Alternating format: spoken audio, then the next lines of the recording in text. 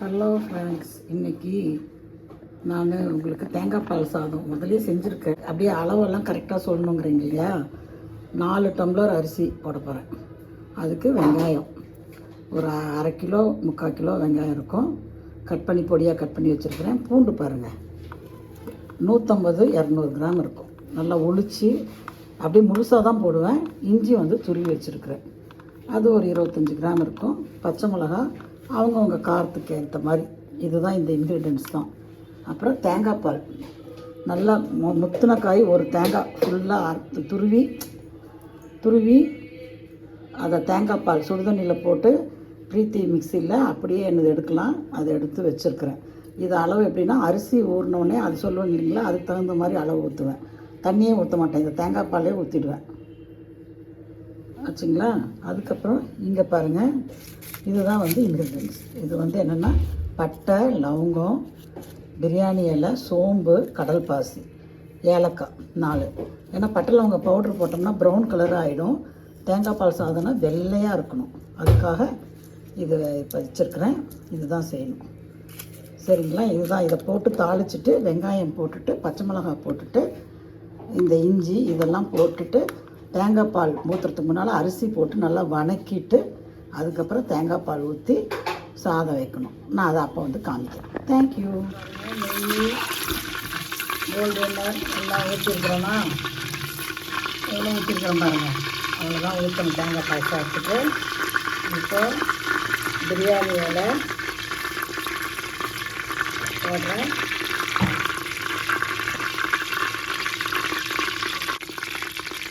பிரியாணி இலை போட்டுக்கிறோம். கடல் பாசி,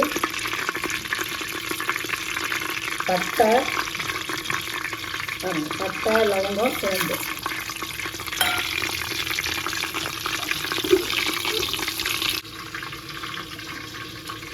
வெங்காயம் ஒரு கைப்பிடி, 2 கைப்பிடி, 3 கைப்பிடி. மிளகாய் எடுத்து ஒரு கைப்பிடி அளவு ஒரு கொத்து இருக்குது.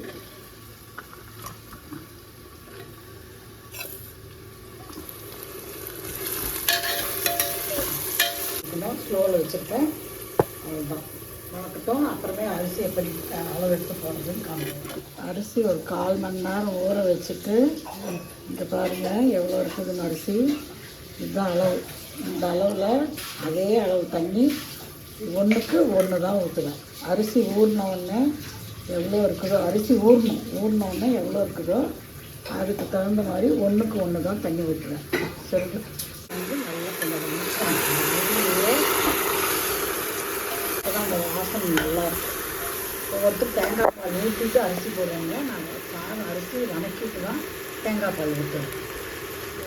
ஸோ அந்த அளவுக்கு பாருங்கள், இந்த அளவுக்கு அரிசி இருந்துச்சா அதே அளவுக்கு தேங்காய் பால் எடுத்திருக்கேன். தேங்காய் பால் இவ்வளவோ எடுத்துருக்கேன்னா கொஞ்சம் தண்ணி தான் மிக்ஸ் பண்ணியிருக்கிறேன். அதை அந்த அளவுக்கு ஊற்ற போகிறேன். போட்டுட்டு உப்பு போட்டால் தீர்ந்து போச்சு. ப்ராசஸ் முடிஞ்சது. அளவு தெரிஞ்சதுங்களா? நல்லா தெரியுதா? கிண்ணத்தில் அதே கிண்ணம் தான் எடுத்துருக்குறேன் உங்களுக்கு காமிக்கிறதுக்காக. என்னென்னா, ஒரு ஆளாக்குக்கு பாருங்கள், குழிக்கரண்டியில் 1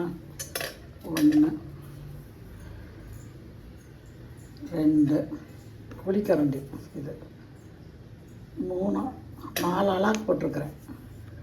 200 4 200 800 போட்டிருக்கிறேன்.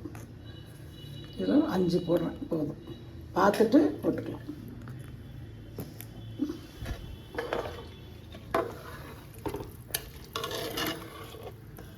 பாருங்கள், இது ஸ்டீம் வந்தோடனே தான் வெயிட் போடணும். ஸ்டீம் வராத முன்னால் வெயிட் போட்டோம்னா இதாகிடும், இல்லைன்னா அடி பிடிச்சிடும். அடியும் பிடிக்கக்கூடாது. ஸ்டீம் வரப்போ வெயிட் போட்டு ஒரு விசில் வந்தவுடனே ஸ்லோ பண்ணி ஆஃப் பண்ணிடணும். இப்போ உப்பு பார்த்துக்கிட்டு லாக் பண்ண போகிறேன். சரிங்களா? கொஞ்சம் கொதித்த உடனே லாக் பண்ணிவிடுவேன். தேங்க்யூ. தண்ணி ஊற்றியாச்சு, உப்பு போட்டாச்சு. இப்போ கொஞ்சம் ஸ்டீம் வந்தவுடனே வெயிட் போடணும். ஏன்னா ஸ்டீம் வராமல் வெயிட் போட்டிங்கன்னா ரொம்ப நேரம் ஆகிடும், டைம் மிஸ் ஆகிடும். ஸ்டீம் வந்தோடனே போட்டோடனே ஒரு விசில் வந்தோடனே போதும். ஸ்லோ பண்ணிவிட்டு அடுத்த விசில் வரத்துக்கு முன்னாலேயே ஆஃப் பண்ணிவிட்டு அதே அடுப்பில் வச்சிடணும். தேங்க்யூ. பாருங்கள் ஸ்டீம் வருது. இப்போ வெயிட் பண்ணும். இது வந்து வெயிட்டு ஏறுதான்னு கொஞ்சம் பார்த்துக்கணும்.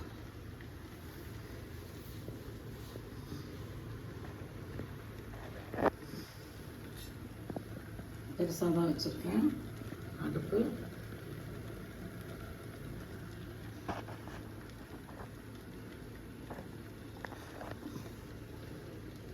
$11:50. எப்போ விசில் வருதுன்னு பாருங்கள். 5 மினிட்ஸில் விசில் வந்துடும். வந்தோடனே ஆஃப் பண்ணிடலாம்.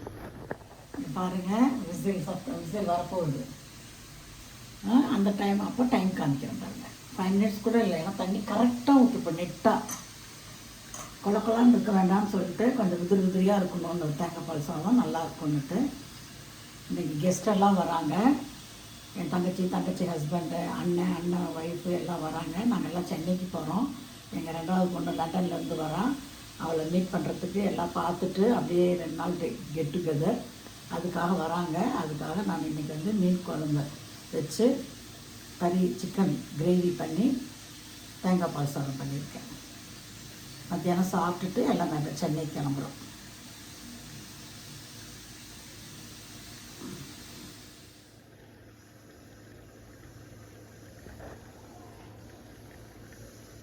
$54 ஆகுது. இன்னும் 1 மினிட் இருக்குது. விசில் வந்துடும்.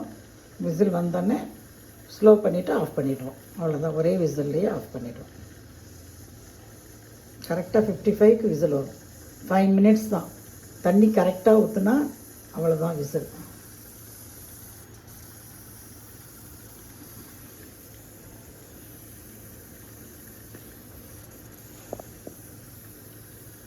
பாருங்கள் 55 விசில் வந்து. இதில் வந்து முந்திரி பருப்பு கூட போடலாம். நான் மறந்துட்டேன். ஏன்னா சிக்கன் கிரேவி கொஞ்சம் முந்திரி பருப்பு போட்டு அரைச்சேன். இதில் கூட முந்திரி பருப்பு கூட போட்டிருக்கலாம். நெய்யில் வறுத்து போட்டுக்கலாம். கொஞ்சம் மறந்துட்டேன். நீங்கள் முந்திரி பருப்பு தேங்காய் பால் சாதம் பார்ப்போம். முந்திரி பருப்பு செஞ்சுக்கோங்க. பாருங்கள் ஒரு விசில் வருது பாருங்கள். ஸ்லோ பண்ணிவிட்டு இன்னும் ஒரு 2 மினிட்ஸு. 56 ஆகிடுச்சிங்களா? 57, 58 ஆஃப் பண்ணிடணும்.